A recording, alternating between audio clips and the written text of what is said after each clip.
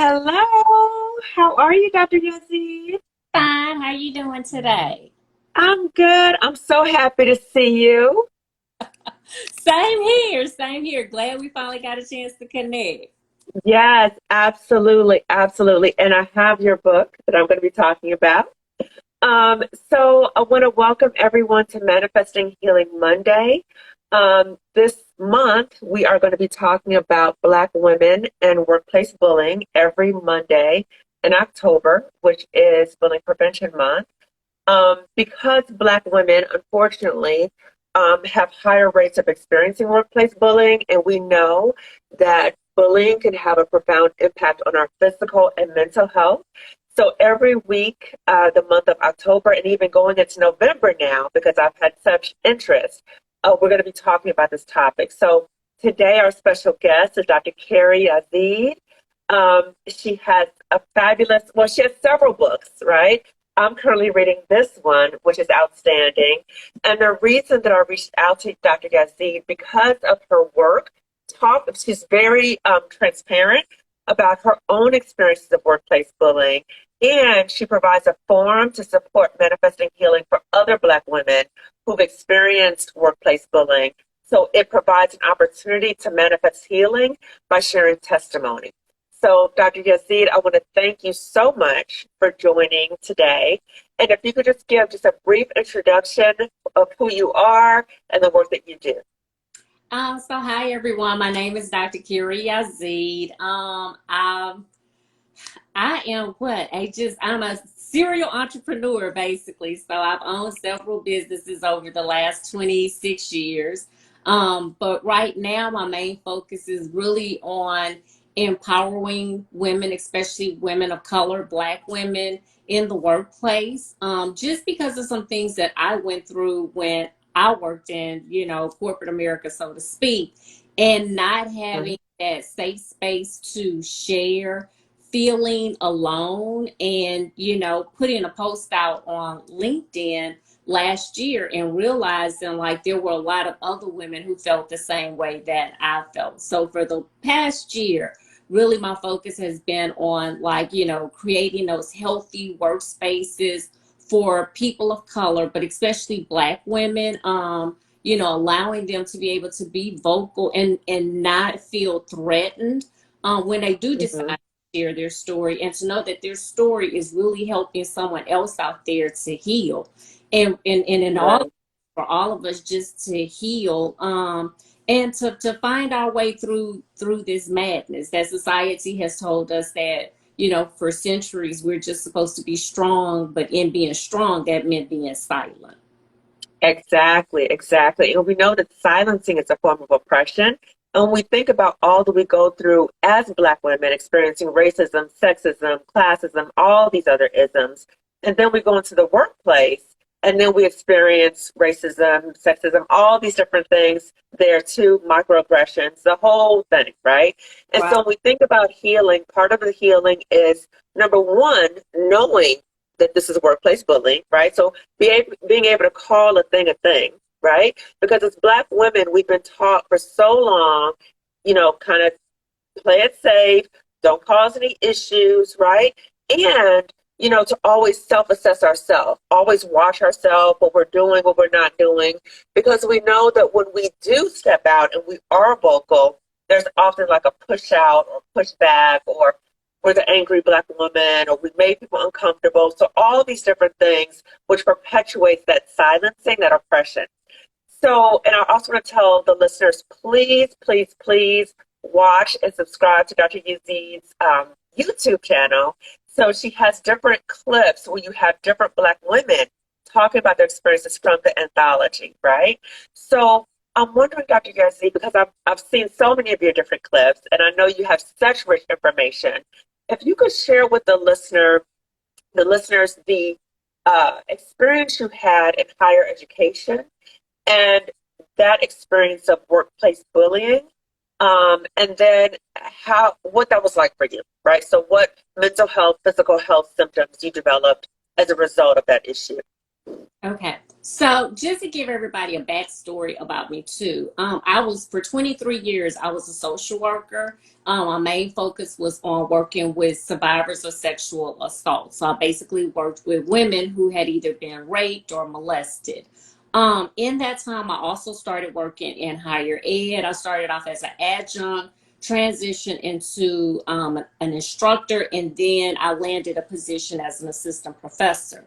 I would have to say between the instructor position and the kind of all of them, but really it was the instructor position and then the assistant professor positions were where I experienced the most bullying. My instructor role, I was seen as the person that you dumped everything on.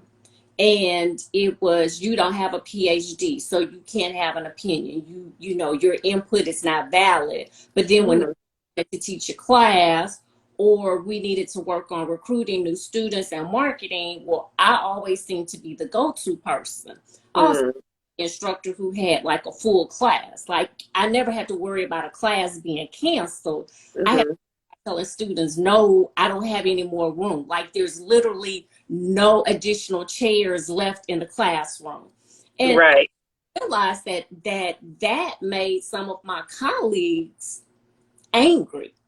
Mm, And so, and I honestly didn't realize what I was going through until our department was going through reaccreditation. And mm, she happened to be a Soror, I'm a Delta, and she was the person doing our accreditation. And so she just looks at me in the middle of this meeting and she said, are they paying you overage for all of these extra classes that you're teaching? And I mm, overage. And she said, oh my God, like nobody, she was like, you teach at least 3 extra classes outside of what a normal professor would teach. She said, mm. you getting at least 6,000 like extra. And I was just, Whoa. really? And so she looked at my colleagues and she was like, really, y'all like really did this to her? Like, and they were like, well, we don't have a budget. And she was like, yeah, I'm going to talk to the president because this is, and you know, she started talking about like all of these policies that they were violating. Mhm. I didn't know, Wow. you know, this was like really, again, like my first full-time position. Mhm. So from there, it became the bullying got to the point where financially people would sit on my payroll and not process it. So one time, Wow. 2 months and didn't get paid.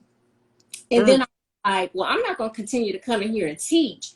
And you all are not paying me. And they were like, right. you know, like it's a process. And I'm just like, but everybody else got paid. I'm not understanding why I'm not getting paid. And it Mhm. sitting on someone's desk under a pile of stuff. And I would have to go and complain. Then I was seen as like the tattletale. And I was like, these are grown women. Like, You're responding to what they're doing to you, but then you're the problem, right. right? I So they made, you know, I'm the victim, but I became the, you know, you are the villain. You Right. know. And so I eventually left that position because I was also working on my PhD and it had Mhm. just became too much teaching all of these extra classes. I'm not getting paid what I'm worth, but then sometimes y'all not even paying me what you owe me, you know, and Wow. I can just figure this out on my own. Mhm. The final set of bullying took place when I finally got my PhD, which was like a year later, and I moved into an assistant professor position. Mhm. That position was hell on earth. Basically, it is what you call contra power, and that is when a student is harassing a professor. So the Mm, student actually has the power, not the professor. Because a lot of people, when they think about sexual harassment, mhm. higher education, they automatically think it's the professor or the administration that's sexually harassing another, like you know, professor, another Right. administrator, or they're sexually harassing a student. There, Right. there's not a lot of discussion around contra power and how you have students who actually leverage their power because students do have power against those professors. In my Mhm. case, sexual harassment. I was being stalked. He was following me around on campus. Mind you, I didn't teach this student. So I didn't teach the student. He was also an older student. So he was older than me. Um, Uh-huh. and it went on for a while. I complained. I was like, he's kind of creepy. And it was like, he was just like, oh, that's just how he is. And I was just like, wait, what do you mean that's just how he is? Then my students, female students, because he started coming into my classrooms again. I didn't teach him. And he came Mm.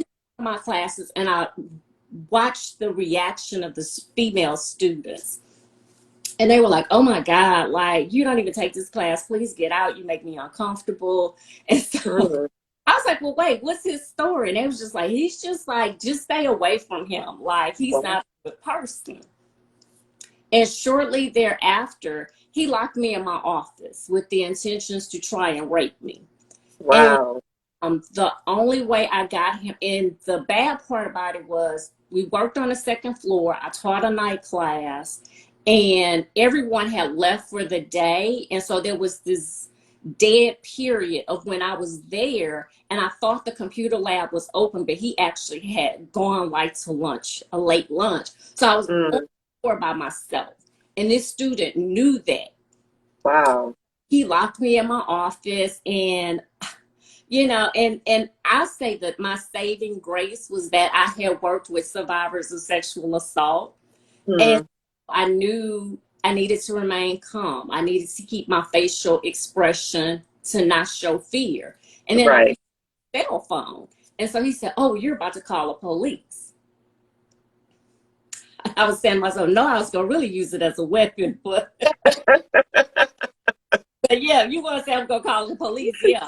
And so he runs out the office. And it was and if I thought my life was bad then, that's when it got worse. Wow. Because the next day I went to like my dean to talk about what happened. They Mhm. brought police in who told me that I was using the wrong terminology and that he was not sexually harassing me. So I needed to stop saying that. I didn't know what I Oh, going to correct you, and you were the one being traumatized. Okay. right. But I'm Mhm. also the one who has a background in sexual assault. So I don't know what I'm talking about. I'm a beautiful young lady, and Wow. I just wasn't interested in him, and that's how things got out of hand, and my imagination is just running. Oh, your imagination. And I was just sitting there like, you have got to be kidding me, right? Wow. And so then it leaves the dean's office and it becomes a campus wide discussion about what I have gone through. And, the police, he told me he didn't write up a report. And so then when I involved EEOC, it was like, okay, we need Hmm. to backtrack. Hmm. But the bad part about it was they had me in a group email for the department and didn't realize that they had left me in the group email. And so they would send nasty messages about me through the group email to each other. Oh my goodness. She's a troublemaker. She's a whiner. She needs to put her big girl panties on. Everybody knows that kid is crazy. She knew he was crazy. She shouldn't have been up here by herself. And Wow. and so finally one day I responded in the group email and I said, you all really need to check who's in the group email before Right. you start talking about people. But thankfully Right. I printed all of them, Mm. you know. And So you so had a record. Right. records. Like you just Right. ace, like thank you. And so it discontinued and it got so bad that I had to see a mental health therapist in addition to a psychiatrist just so I could go to work and function. I, Wow. I worked an hour away, so it was an hour drive to work, an hour drive back home, and I would cry 1 hour on my way to work and cry all the way back home. And Mm. girlfriend who would stay on the phone with me until I got into my office and locked the door. Wow. She would say, "You're okay," and I would say, "Yeah." And she like call me because she was a housewife, and so she said, "Call me if you need me." And then she lived in Chicago. I lived in Louisiana. She's like, "I'll call the police. It's okay." But like, so she was like my protector all Yeah. the way. And Yeah. the final straw came when we were sitting in a faculty meeting. And at Hmm. this point, my house had flooded. We'd had a real bad, like, tropical storm. And Hmm. for whatever reason, everything got my car flooded, house was a mess. My dad had also recently died. And so I'm sitting in Right. a faculty meeting, and the dean and I kind of got into a disagreement about a textbook. I worked at a HBCU. And so I was like, "You're trying to make students buy a $300 textbook. My students had to pay rent." I told them to take Mm. it back, get their refund, and go pay their rent. I don't need them to be Right. homeless. I can get Right. the information that they need. And he started banging on the table and screaming at me. And his In words front of the whole group. in front of the whole faculty. Wow. And his words to me were, "You deserve everything that has happened to you since you started working here." Wow. I remember saying, "Please stop." Because I didn't realize I had developed PTSD until that moment. And so my ears Right. were ringing. I started to shake uncontrollably. And he kept banging on the table. And every time he would bang the table, my ears would ring louder. And I kept saying, "Please stop." And it was in that moment I'll never forget. I couldn't stop the ringing. My eyes glazed over. And before I knew it, I cussed everybody out in the room. And I told them, "You all knew that student was crazy. And you Yeah. you did nothing to protect me." Right. The part about it is, all of you are social workers. All of you have degrees in social. Hmm. We have a Mm. code of ethics. And I said, Yeah. code of ethics is good for your clients, but it's not good for your coworkers. Mm. And so, they got some explicits out of me. And I was just like, that's it. And I filed for Right. MLA. And after we tried to negotiate where they would give me day classes, and the dean said no, I didn't have seniority. Oh Even my goodness. person in the department certified to teach online classes, they would not let me teach online classes, nor would they give me Hmm. day classes. He said I would still have to come back in and teach night classes after going through all of that. And I Oh quit. my gosh. So not only protecting, but putting you in dangerous situations, right? And re-traumatizing you and not even caring, right? Like in terms of Black life, it doesn't really matter. Black women's, we don't deserve to be protected, No, right? Wow. And so no. you were like, I'm just done. I'm done. Was that the moment like I'm just finished with this place? I had already decided, like when I flashed out on everybody in the staff meeting, I was just like, "Okay, we got to come up with a plan B, because I don't. If they don't let me teach day classes, I'm not coming back and doing this for another semester." And Right. so, my therapist and I tried to work through it. And so when January got here, well, I had put the request in like in October when I flashed out. And so he waited till January, sent me the schedule. It was like I had all night classes, and he was like, "No." And his reasons were, I didn't have seniority. Other people wanted to teach online classes and teach day classes. And so since I was the new kid on the block, I had to teach night classes. Mind you, I was not the only new professor. There Wow. I had a new male professor that came in with me, and there was also a white female that came in with me. The white female Hmm. in all day classes and online classes. She Hmm. had her PhD. She was working on her PhD. The dean, Right. might I add, was a white male. Huh. And you're the HBCU. I'm And this at is a happening at HBCU. whole nother problem right there, but that's a whole different lie. But yeah, That's another time, right? That's another time. other time. So, Dr. Yazeed, in terms of thinking about this was happening to you, you're looking at how much lies is going on, right? So it's like that's not true. So they can't even be transparent with you and honest with you about what's happening. So they're Right. feeding you lies like, oh, because of this.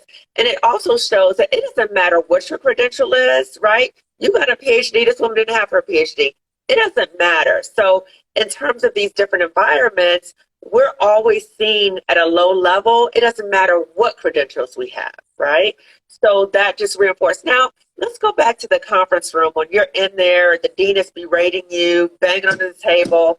What did your colleagues do during that time? Oh, girl, So they they put were observers. phones and got on. They were scrolling social media. They started doodling. It was just like, we're not here. This is between you two. Whoa. They didn't have your back at all. Mm-mm. Mm-mm. Mm-mm. Yikes. Oh, and I will say this: after I left, one of my because the I'll never forget the coworker that was sitting next to me. She put her hand on my knee and she was saying, "Take deep breaths, calm down." Mm, Saw what my body was doing, and then right. she told me, she said, when I saw your eyes glazed over, I was like, "Let me get out the way, okay?" She was like, I knew that looked like something. Y'all was about to fight. So she just got out the way. Um, Okay. After I left, they had a conversation, and one of the male professors spoke up and he said, she's right. We all know that that student has issues. He's had issues. She's not the first Mm. professor that he's done something like this, Oh, what? and we did nothing to protect her. And he said, Mm. lose another good professor. Wow. And so then my colleague who was sitting next to me, she said she should sit there like, wait, we gonna have a conversation after she's gone? Like, so Right. like I got up like, yeah, I got something to go do. And she knew I had went to this restaurant. So she came to the restaurant to find me and just kind of, told me what happened. But, Uh-huh. but the crazy part was after all of that, he attacked a student. And the student was somebody I had taught. And so the student reached out to me distraught and was just, Mm. oh, Dr. Yazeed, I heard he did this to a professor on campus. Do you know who that person is? I said, yeah, it was me. Ooh. And so Wow. he said, well, did they tell you that he served 10 years in prison because he killed a woman? What? Oh And my gosh. I was like, and so he sends me the website with the Oh link. my gosh. And it's the court documents. And I was like, you're joking. And he's just like, no, ma'am. And he said, and they knew he had a criminal record and they knew he had committed murder. Like they knew. Oh my God. So that And takes it to a whole nother level in terms of how they didn't protect you and trying to put you back in unsafe situations. Oh yes. my So gosh. talk about bullying. That was the ultimate for me. Where Absolutely. that day when I walked out, I have never really worked for anybody else. Like I teach adjunct, but I teach online. I never have to go to university. And I think that was Awesome. the reason that I accepted the position. Yeah. On Everything your terms. is done online. Um, Right. but I was just like, I was really traumatized and it took years. And that was in 2016. Wow. Dr. Yazeed, first of all, I want to thank you for sharing that because that is a lot in terms of trauma. And I'm just wondering, because you mentioned that that was in 2016. You talked about during when the dean was saying all these things to you, you were having like PTSD symptoms. You mentioned that you need to go see a therapist and a psychiatrist in that time. Can you share with the listeners so that they are in a better space to understand if this is happening to them? What types of symptoms they may experience too. So, what were the symptoms you were experiencing prior to that boardroom situation? Like I said, crying. So I would cry going to work and then I would cry coming back home from work. Um, Fearful, anxious. So I was always like on high alert. I could never relax, especially when I was at work. I was Mm-hmm. all watching my back. Um, I was disengaged, so I knew my coworkers didn't have my back, and so it was like I wasn't productive. It was like I'm here for my students, but don't ask me to do anything extra. Like Mm-hmm. go to your retirement party, I won't go to your baby shower. And so then I was antisocial, but Uh-huh. again, I knew what was being said in the emails. I'm not going Uh-huh. to eat with you because Right. you just talked about me 10 minutes ago, you know. Right. Um, Right. I didn't eat a lot, so my appetite decreased. I started experiencing hair loss. So, Mm-hmm. we talk about the stuff that we lose. I lost edges. Yes. Yes. It was a lot. And financially, I will say it impacted me because I had to, try and get an attorney. I'm working with Mm. EB, I'm seeing a therapist, and I'm seeing a psychiatrist. Woo. Yes. And so all that money, what ended up happening with the situation? So you said you had an attorney, you had EOC. What ended up happening? So what ended up happening was, again, HBCU, people who are connected, and somebody made a phone call to EEOC, and they knew the worker who had been assigned to my case. And so by the time he and I had a conversation, he had a whole different picture of who I was as an individual. And I remember my response to him was, "You have not read the book that I sent to you, because I sent you a whole book of documentation. So us having Mm. a conversation and you're making me out to be a bad person, meaning Right. that you spoke to the university first, someone in a position paid you under the table." I said, "I'm gonna call it like it is. You just got paid under the table." And I said, "To make my case go away." Mm. And a Oh my week goodness. later, I got a letter that said I didn't have a case. Oh my gosh. So, Dr. Yazeed, it sounds like you tried different things throughout this traumatic process to kind of help you heal, right? So, help you even be in a space. So, you had your friends who were there to support you, you had therapy, you documented everything. Like we know in the mental health field, we document everything. So, if you don't document it, it didn't happen. So, you did all these different things, and there's still no recourse with that, right? And so when you left, you made a conscious decision, I'm not going to work for this kind of stuff anymore, right? So that was your form of healing too, kind of Mm-hmm. just establishing your own way of working and Mm-hmm. why you came in the field. Now, interestingly, you said that all the professors in that conference room, that boardroom, they were all social workers? Yes, it was a social work department that I worked in. Wow. So that just speaks to, many times we think in the mental health field that people within the mental health field have a certain level of compassion and all these things. And so we know that across fields, even the mental health field, that there's bullies within the mental health field. And so there's like, must be a disconnect between the ethics, right? And how they're treating their colleague, which is very disturbing, which is very disturbing.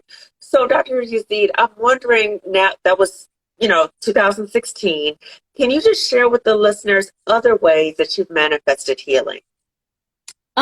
For me, it has been, again, therapy has played a big part in my healing. Even when my sessions ended, making sure that I poured into myself. I also exercise is a big part of my daily routine. Like if I don't start my morning off with meditation and then exercising, that's like coffee for other people. I'm not good for anything. So, working through my anxiety, it has gotten to the point now that people can ring my doorbell and I don't jump and get Oh, anxious. wow.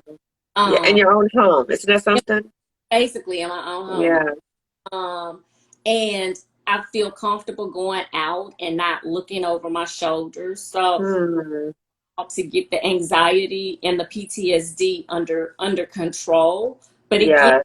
it was the people who were in my circle, making sure I had supportive people there. Um, when I felt uncomfortable, sitting down and saying, "Okay, what just triggered you? What is making Mm-hmm. you feel this way?" And then Mm-hmm. figuring out what it was, and then reminding myself that that's not going to bring you any harm, that that's not a harmful situation, that's not a harmful person, everything's going to be okay.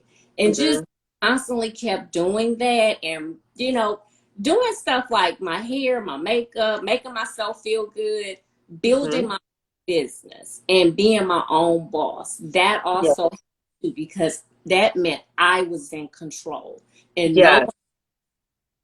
was in control of the environments that I was in, who Hmm. act with me. So if I get an irate client who, feels entitled, I'm just like, no, here's a refund. I don't have to do this. Exactly.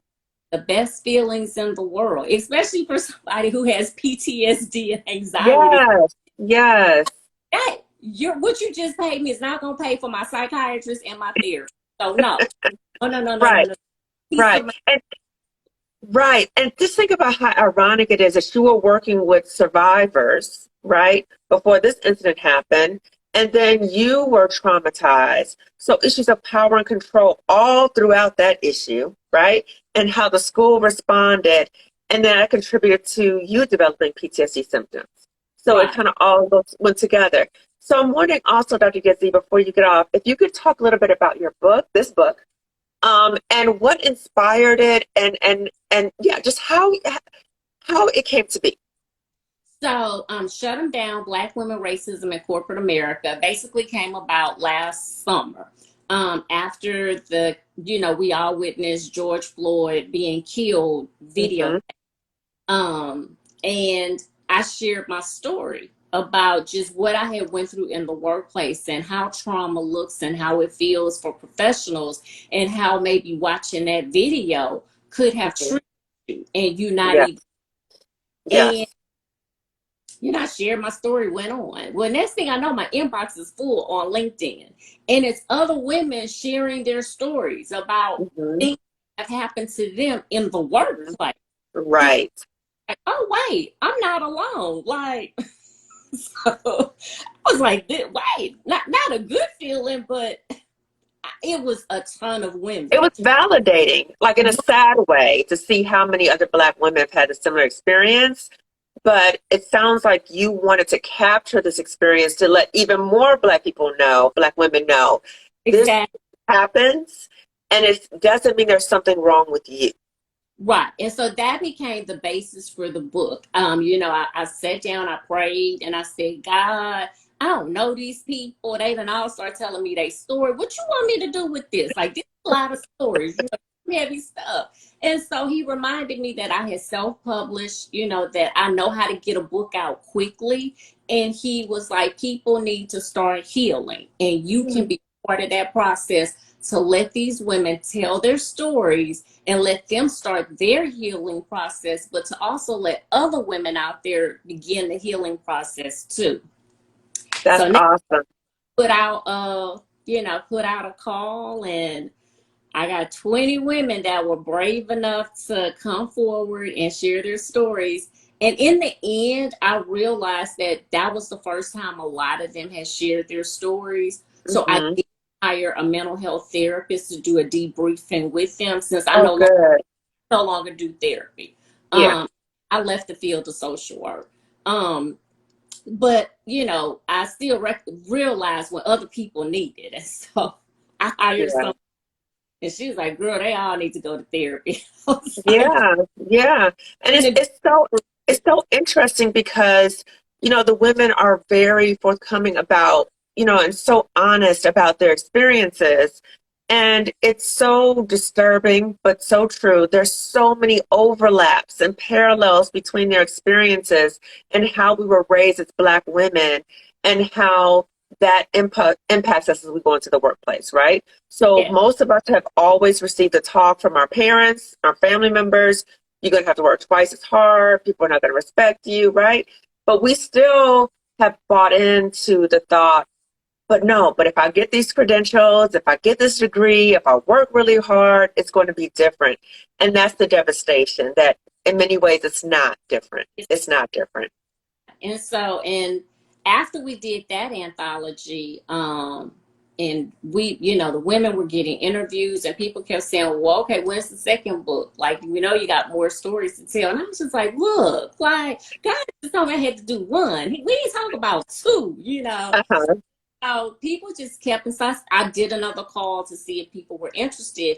And this time around, I received a lot of responses for individuals, women who were in healthcare and social services, Mm, that came forward and told their stories. And mm.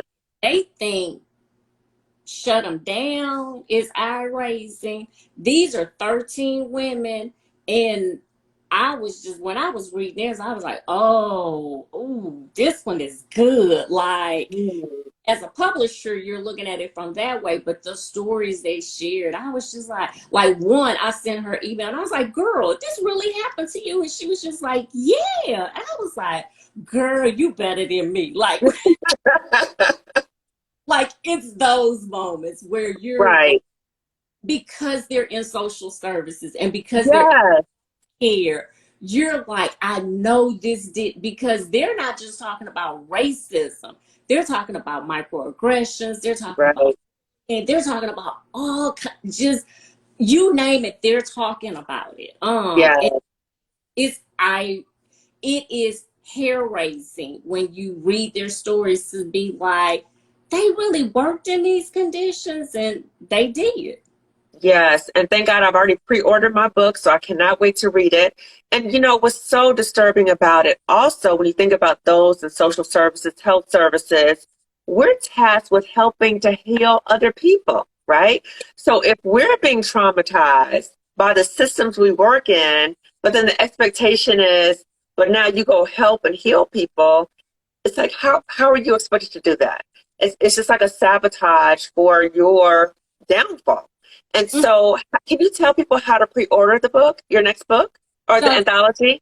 technology is everyday struggle, how toxic workspaces impact Black women. You can pre-order a copy from my website, which is drcareyyazeed.com. It's my name.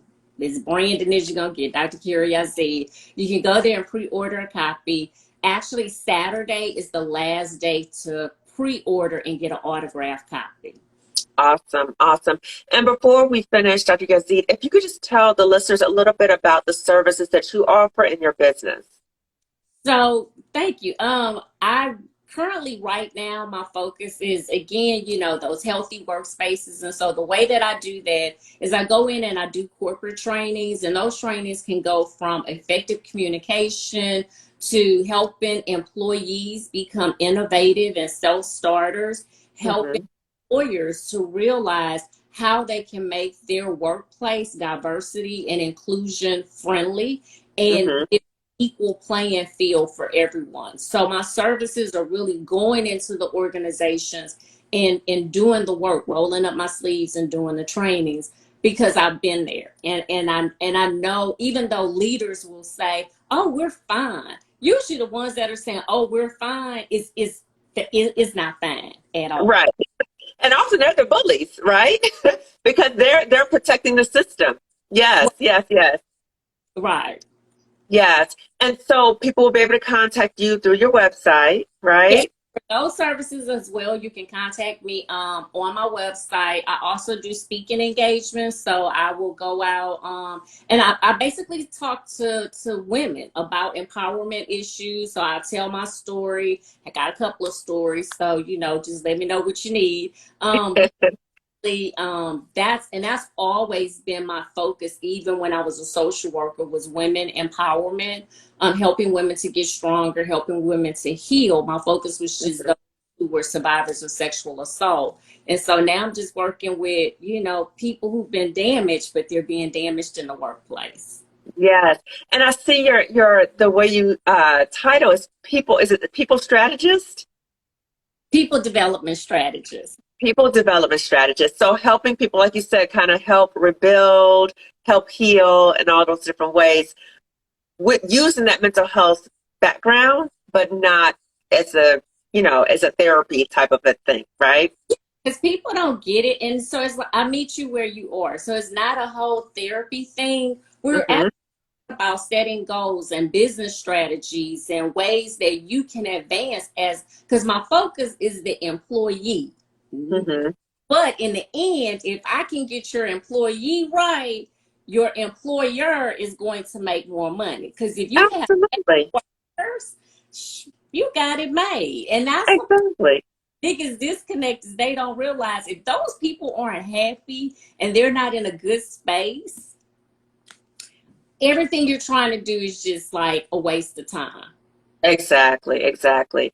Well, Dr. Yazeed, I want to thank you so much for taking the time today. I just reached out to you. I saw you on LinkedIn. I saw the book and I was like, oh my God, I have to reach out to this woman. And you have been very gracious with your time, and I so appreciate it. And again, I can't wait to read the next book because this book is incredible. So everyone, please get it. And so I just want to say to everyone, thank you for joining Manifesting Healing. Every Monday, this whole month, we're going to be talking about Black women and workplace bullying. And we're going to actually carry over to some parts of November because of the level of interest and the prevalence in terms of Black women experiencing workplace bullying. So I want to thank you for tuning in. Please get support if you need it, if you are experiencing workplace bullying. And again, thank you so much, Dr. Yazeed. Thank you for having me. Yes. Take care, everyone. Good night.